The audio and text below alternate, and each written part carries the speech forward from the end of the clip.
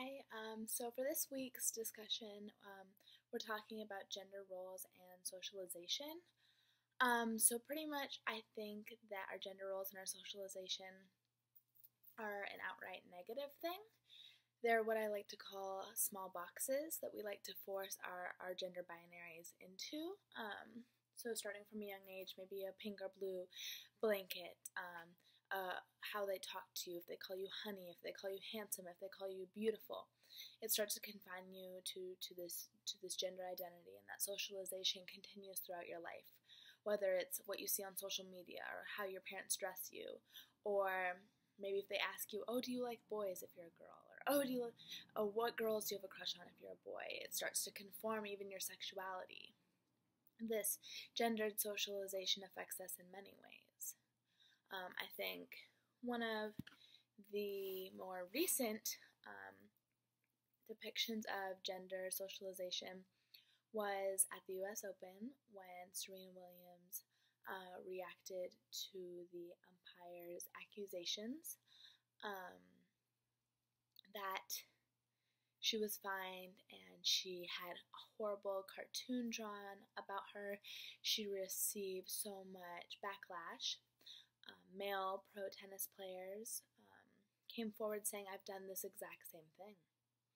I've never had, backlash, fines, maybe a soft warning, but never anything like this, right? I was just reading the CNN article about the cartoon that was drawn about her from that day that pretty much depicted racist stereotypes from early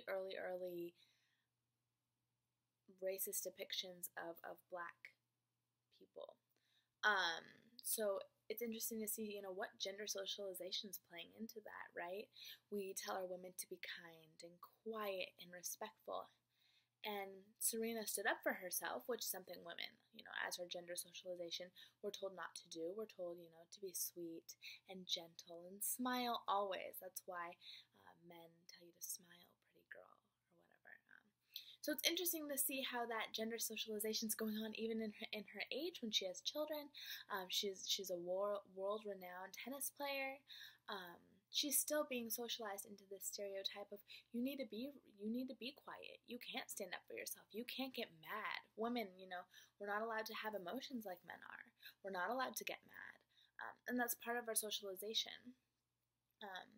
So it's really interesting to see, like J.K. Rowling noted about the cartoon, how racist that it was, and everyone standing up for Serena, or they're attacking her, right? And even in that attacking, that is a socialization strategy in order to make sure that women tennis players are conforming to the stereotype to not stand up for ourselves, to not voice our opinions. And the socialization is occurring in many forms. Throughout this class, we've learned a lot about sexuality, right? What socialization goes into that? How are we taught about our bodies and about who we are and how that defines things about us? So it's really interesting to see even in today for older women. I know we talk about it a lot with children, right? With toys and movies and social media, it's all kind of conforming you to be that perfect woman, right? All the advertisements, the clothes, the jewelry, whatever. But just as simple as finding a tennis player for standing up for herself, when it necessarily wouldn't have been done to a man. That's obviously a form of gender roles, gender policing, and because Serena wasn't fitting into her gender roles, society felt like they had to put her in her place. The US Open felt like they had to put her in her place. The male referee felt that our umpire said, I need to put her in her place. So it's interesting to see that. So that's my kind of take on this week's discussion. I hope that's at least engaging for what's going on in the world right now.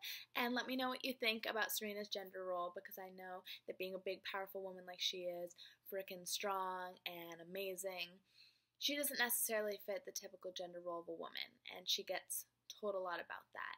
And you can also look at magazine covers that she's done. They really try to feminize her, even though she's a very strong, powerful woman. So let me know what you think in your response, and I hope you have a good one.